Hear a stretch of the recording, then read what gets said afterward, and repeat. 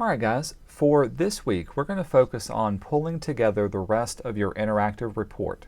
By now you should have finished creating all of the different charts and graphs using the data sheets that I gave you. And remember, these charts and graphs need to look colorful and well designed and not the simple basic charts and graphs that come up in Adobe Illustrator. I want to see your creativity and how you would use these numbers and pull together all of the data. What we want to focus on now is working in InDesign to build out your interactive document. Real quickly, I'm going to give you a preview of what we're going to be building, but just know your design does not have to look like mine. Instead, I'm going to give you some pointers to focus on, but feel free to add your own embellishments, your own artwork, and your own style. This is simply how I would approach doing this work, especially if you've never worked in Adobe InDesign before. First off, each page that we build is going to have all the information on it, so nothing should flow from one page to the other. Everything should be able to fit inside of each individual page. You can see we've got a title, and then in the second page we've got a variety of buttons that we're going to click on. And when we click on these buttons, they're going to jump to whatever page information that we have. Now, some of this information is going to be very heavily text-based. For instance, the fire prevention tips, and some of it is going to feature your different graphs and charts that you created. Notice on all of these pages, they have the basic same layout as far as hierarchy goes. They've got a title at the top, they've got some information off to the side. Our main info is going to be on here on the right-hand side. And at the very bottom, we've got some room to add some buttons to go back and forward and even return back home. So as we build this out, we're going to keep it simple by simply designing one set template. And once the template is designed, then we can go in and customize the look and feel of all of our different little parts. So let's get started in creating this one particular design. The first thing we need to do is in Adobe InDesign, we'll go up to File, and let's create a new document. And since this document is going to be used for interactive purposes, we can choose mobile as our style, and I want the size of it to be an iPad screen. Now I don't see this here right now, so I'm going to open up the more preferences. There it is there. And we want to use the iPad Pro. Here's iPad Pro here. Notice this is the 12.9 inch, and this is the default standard size. Looking at the details, of course we can give it a title. I'm going to call this our fire report. We want the orientation to be landscape. Of course it's going to be measured in pixels, but this will be okay for here. And we do not want to check on facing pages. We also don't need a primary text frame, so I'm going to undo this. And you can set your margins to be whatever you feel comfortable with. Later on we can go back and change this, but I recommend having at least 30 to 50 pixels margin along the edges just to keep things away from the edges of your document. We won't need any bleed or slug since we're working on a digital document. And when we say create, this will give us our new layout. The other thing you may want to do is, since we're creating an interactive document, is to change out the type of tools that we're going to use in your workspace. If you didn't know, you can go up to Window, down to Workspace, and by default most people work in the Essentials or Essentials Classic mode, and this will give us our panels and tools that we commonly use. However, we're going to be adding some interactive graphics and some animation. So I like to go up to Window, down to Workspace, and let's use Digital Publishing as our setup. This will give us a new set of panels on the side and a new set of tools that are a little bit more easier to work with. Now this first page we have is going to be our landing page. Think of this as the title or the cover of your report. All of the wording that we want to use are going to come from the text files that I give to you. So in this case, I'm going to open up the University Housing and Fires Report, and here's the title of the report. So I'm going to copy this over and simply rough it in and place it into here. Now from here, I'm not necessarily worrying about the fonts that I use. Instead, I simply want to get an idea of how much room all of this will take up and where I can place things. The other thing I can do is later on start to build out imagery or pictures or any other embellishments. In other words, I don't just want this to be only typography. I want to add something to the background. Now, I've already designed a cover for my background, so I'm going to go to File and place that in here for now. File, Place, got it saved, and here's my cover. And I did this cover in Adobe Illustrator. If you want, you can find your own imagery or create your own imagery and use that. That's totally appropriate for this particular project. I'm going to make mine larger so that it fills out. There it goes, the entire content. And of course, let's scoot that over so I can actually see my image that I'm working with. The other advantage of adding imagery to this is you can pull your color scheme into this design. If you didn't know, you've got a tool called your Color Theme tool. And with this tool, I can click once on a picture, and it should somewhere, there it is, give me a pop-up of a variety of different colors that match the image that I have. Now this is a pretty simple one, so I only have a few colors it's pulling from, but if I had a different picture, it would give me more options if I click on the little arrow that's pointing out to the right. I like these as options, so I'm going to use these throughout my entire report, and I'm going to add those to my swatches panel. When I click here, I should be able to open my swatches. Here they are here. And now I've got a folder that's got all of those ready to go and ready to use. Of course, you can always create your own custom colors, and you can use white and black as the default colors, but this will be a good starting point for the colors that I have and for my main title. The last thing I want to do is to start building out some buttons that I can use throughout my design. Now, a button is going to be any object that you can simply click on, and you can make these buttons using just your basic rectangle frames or your shapes tools. So for instance, if I have my rectangle tool, I can click and drag out, and let's make a little bright button down here. Then I can grab my type tool, and I'm going to type inside of it. We'll say start here. As with the others, I can make it a little bit larger. I can fill up, do whatever I want with the style of it.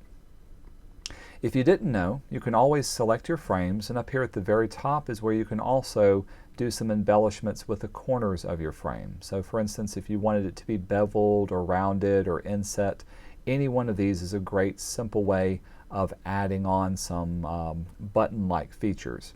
For instance, if I wanted to round these off, I can then go up here and increase the number of pixels, and that will increase the amount of roundedness of this one. Let's say I set it to 50 pixels. And now I've got something that looks a little bit more like an actual button. Again, use your color scheme since we've already got it established. You can place that there. And now I've got a little start button that when I click it will take me to my next page that's going to have all the buttons on it. Once you've got one page set, let's go up to our Pages panel and let's make a new page. This will be set below it. This second page is where we want to have all of the different buttons that go to the different parts of our fire report. And if you look at my example, mine looks like this. Now I simply made up the title of topics and data, but we're going to have 12 different buttons that you're going to create. There's 11 different sheets, and there's a return home button that'll take us back to our little starting menu up here. So to create this, let's jump back into our design. To quickly and easily create a row and column of a variety of boxes, I'm going to choose my rectangle tool again, and I'm going to click and drag one large box over the entire area. Now I'm still holding down my mouse. I haven't committed to the size of this box. Then I'm going to use my arrow keys, both the right arrow and the left arrow, or excuse me, the up arrow, and you can see that's going to divide up my box into rows and columns. And if I hit the down or the right or left key, you can see it'll add or subtract. Now when I let go of my mouse, it'll lock in all of those that I've created. So this is a simple, great way of making an entire row and column without having to draw individual boxes. As I've done with my others, let's go ahead and we'll throw on some color just so I can see them a little bit better. And I'm going to add a dummy text box inside of here. I'm just going to type in dummy text. Make it a little bit larger, maybe change the color of it tell you what, I'm even going to make it nice and centered. Whatever it takes just to do a simple styling of it so that when I place my text inside of it, it'll take on that particular property. Again, I'm going to make a copy of all of these and just place them in the center of each of my boxes. That'll look good for there. And let's select those, hold down Option. I'm going to make a copy of all of these to here. The next thing I need to do is obviously put all of my titles inside of each of the buttons. The titles of these are going to come from the title of each of your files. Now you can get it from the title name, or you can double click on it. In this case, if it's in Excel, you can open it up and here's the title for this one. So I can copy that over, jump in here, and paste that. As long as it's readable and fits inside of the size, I'll leave it up to you how you want to format that. I'm going to jump ahead now and copy over all of my text that I have, just so you don't have to watch me build out the whole thing. Alright, in copying these over, I realized I had too many squares. I really should have only had 12, and I had 16 before, so you can see the major shift. But these are all on here. Just make sure you can read all of the text that should be in there, and also you may need to readjust either the size of your text or the size of your text box so that everything flows nicely. One other thing I'll point out is down on Return Home, I want this one to look a little bit different. So one thing I can add to here is maybe an arrow that points a certain direction, or looks like it's pointing to Return Home.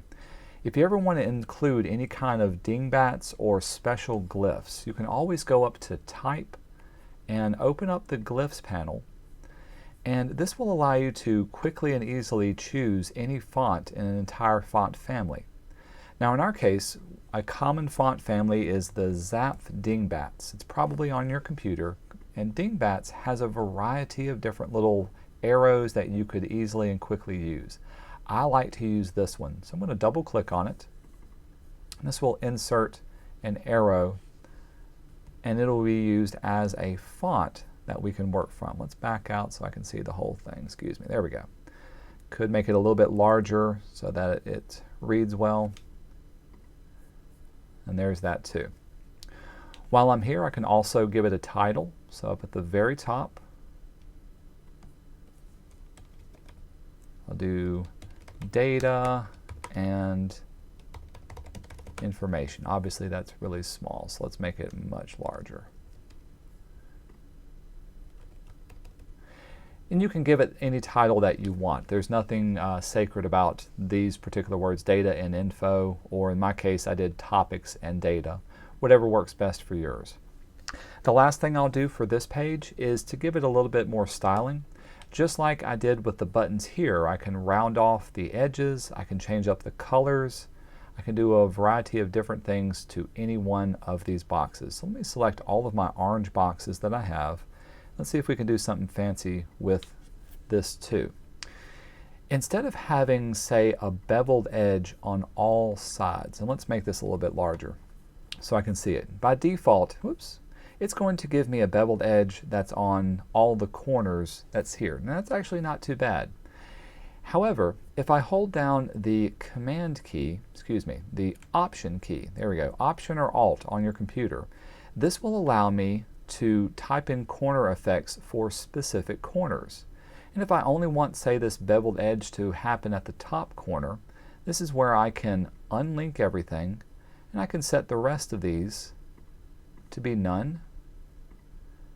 And you can see now it only has one beveled edge at the top corner of these pieces. Again, I can increase this, play around with the size and settings of it. When I say OK, this is the effect that I have for this one. Finally, let's open up my swatches, and I'm going to give it a little bit of color since I'm here right now. Let's do something fancy. So maybe every other one I'll get a little bit darker. We'll leave those there.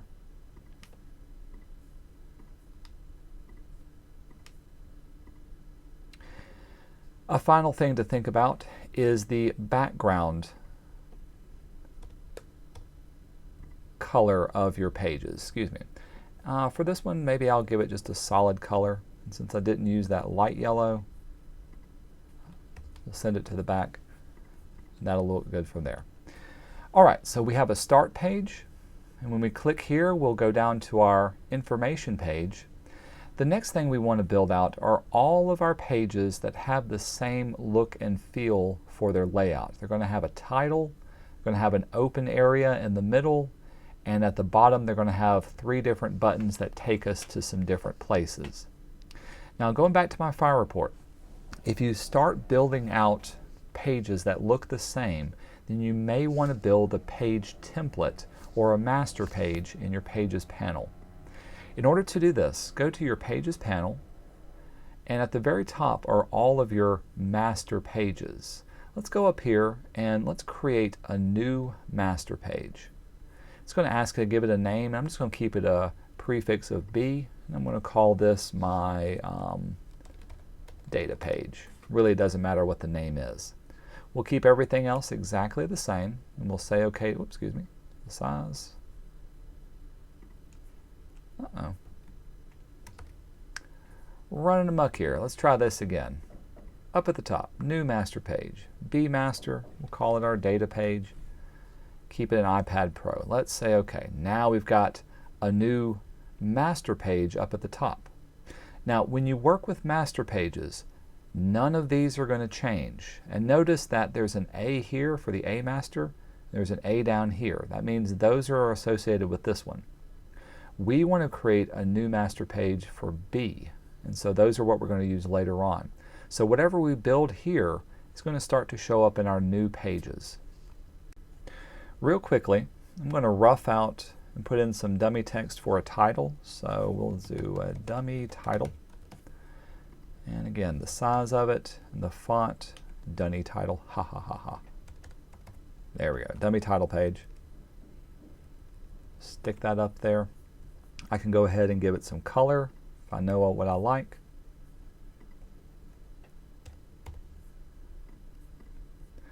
And down at the bottom, again, I'm going to create some little buttons. Excuse me, there we go. So I'm going to drag off a button. Let's fill it in with a solid color here. And just as we did before, I'm going to round off the edges with a little bit of a bevel. In my case, I'm going to hold down Option, and I'm going to take off the bevel on all of the other sides except for the top. We'll say OK to that. So there's one button. We'll have one in the middle for returning home and one on the side for going forward and back. Let's add a text box down here too. So I need one that says back. Again, we'll make it larger so I can read it. And if I want to add one of those special little arrows, make it a little bit larger. Remember, to add an arrow, simply go up to your type and open up Glyphs. There's an arrow that I can use. Now it is pointing the wrong way, but that's an easy fix. Inside of here, we're just going to rotate that around and flip it that way. Perfect. And of course, you can change the color of it to match whatever you want for yours. Again, this is my design, the way I would do it. I just want to show you how you can set yours up. For this side, we're going to do next. This will take us to our next page, and obviously we want our text arrow, excuse me, next arrow to be on that side. The middle one will be return home. I'm just going to type in home for the middle of that. Do make sure it's large enough to see what we're working with. Finally, on almost all of the pages, you're going to have some sort of open area to put text, and you're going to have some little area off to the side that's got an explainer text over here. Now for me, I simply put the explainer text inside of a special little colorful box. For yours, you may want to add some other design for what you have, but make sure there's plenty of room off to the left hand or right hand side to add your campus data or your spreadsheets or your text. I'm going to divide this up maybe into the left fourth or third will be my explainer text, and the right 2/3 to 3/4 will be a little bit more open. So maybe I'll make a box and we'll fill it in with the color for now. Other than black, let's set it for that. I'll put a text box inside of it for now and just fill it in with some dummy text.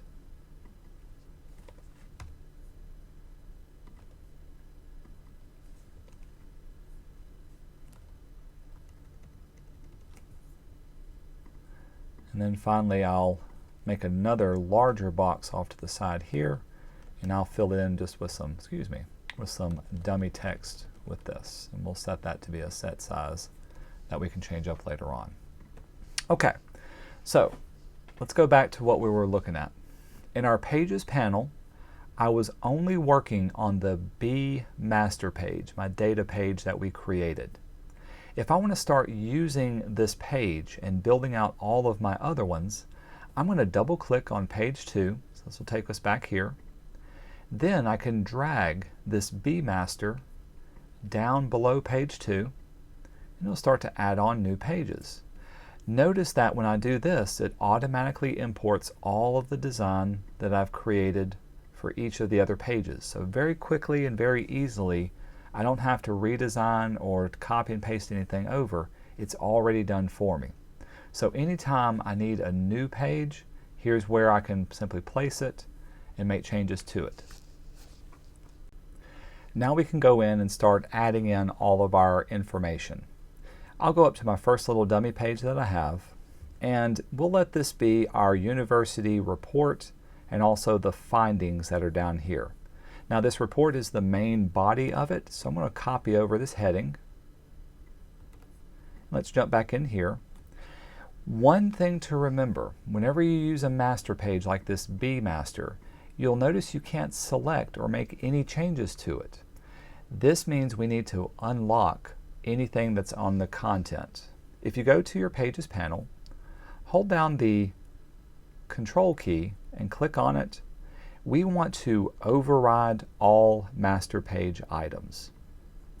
When you do this, this will allow you to select parts, and you can copy and paste things into here. So it's a quick and easy way of placing and doing things. You just got to make sure to override and unlock what's there.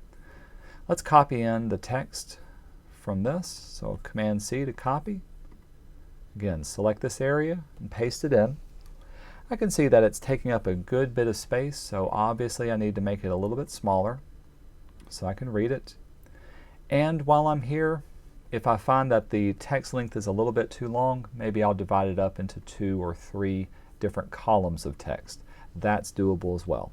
As long as everything is nice and readable, this is really what I'm looking for. Other embellishments you could add are things like drop shadows, or drop caps. You could add other little illustrations or any other decorative items that you want to your design. This area here is our explainer text. Let's go back into here, and that'll be for findings and all of the bullet points that are here. Let's paste that into this area. I'm going to make findings be nice and bold and different, but first let's make sure everything fits in the areas. I'm going to change up the size so I can see the text that I'm working with. I think that'll be good. Again, we'll make findings bold, make it all caps. Now here's a word about working in bullet points. I've already given you the bullet points that are here, but let's say I wanted to set these off as a different kind of bullet point. I want to do the automatic bullet points.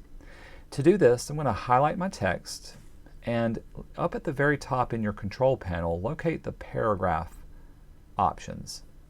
Under paragraph is where you can click on the bullet points, and this will add some automatic bullet points automatically out to the side. I actually like these a little bit better because it lines up all of my data.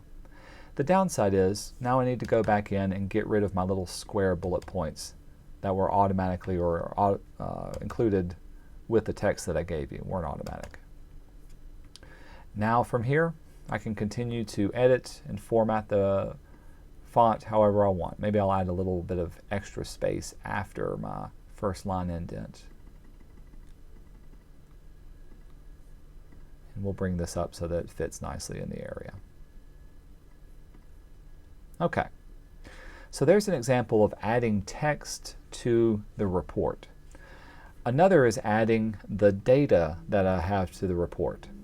In this case, I need to open up my spreadsheet data. So let's do the age of campus fires and fatalities. From here, at the very top, this is the title, so I'm going to copy that, age of campus fire fatalities. Jump back into InDesign, and remember, in order to make changes to a master page, you need to go to your Pages panel, select the page you want. In this case, it'll be page 4. Hold down Control or right-click, and you can override all master page items. Now you should be able to select and paste in your information. Let's go back here. The explainer text is found underneath it. Now it looks like there's not a lot of text inside this area, but it is a full paragraph. Let's see what happens when I copy it, jump back into InDesign, and see if I can paste it in this area. Now it gets the full thing inside of that. You can get rid of the double quotes if necessary. It doesn't really add on to what we have. But in my case, I'm going to let the size of it be a little bit smaller so that it flows nicely with what we have. By the way, if you ever want to turn off your hyphenations, that's also found under the paragraph panel. And towards the middle is where you can uncheck hyphenate, and that'll keep all of your words together for that. Now for this, since this spreadsheet was used to create a data chart, I need to add the data chart to this area. So I'm going to get rid of the text. Let's go up to File, and I'm going to place in the age of campus fire fatalities data that we have. Since I created all of these in their own separate Illustrator documents, all I've got to do is choose the appropriate Illustrator document and say Open, and then I can click and drag and add that Illustrator document to my design. With that done, it's a simple matter of going through all of your data and all of your stuff and placing it into your overall design of each of the individual pages. Just know, all of this should be able to fit one set of data per page. You don't need to flow it to another page or have it jump onto another spread. Going back to my report to give you a final look, the last thing that I did once I've got all of my data on each page, and you can see I haven't done every single page, but this will give you an idea as a starting point. But the last thing I did was to format the typography, the fonts, make sure everything reads correctly, make sure everything looks good as far as colors, and is nice and consistent on all of your pages. You don't want one page to stand out more than the other. Some things that I did do, however, to add a little more variety was maybe change up the colors from one page to the other on the background information, or maybe change up the font size to make it fit better inside of an area. Whatever works best for you, that's where I'm going to leave it up to your design knowledge.